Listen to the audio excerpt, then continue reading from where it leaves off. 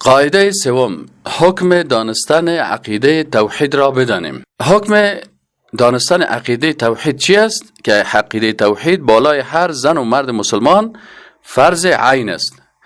دلیلش چی است؟ امی آیت شریف است. الله سبحانه و تعالی در آیت 19 سوره محمد صلی الله علیه و سلم میگه که آیت 19 سوره محمد میگه که فعلم انه لا اله الا الله.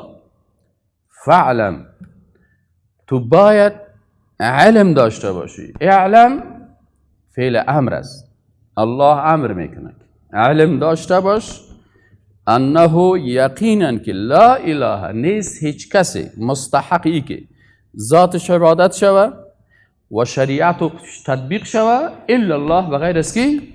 بغیر از الله.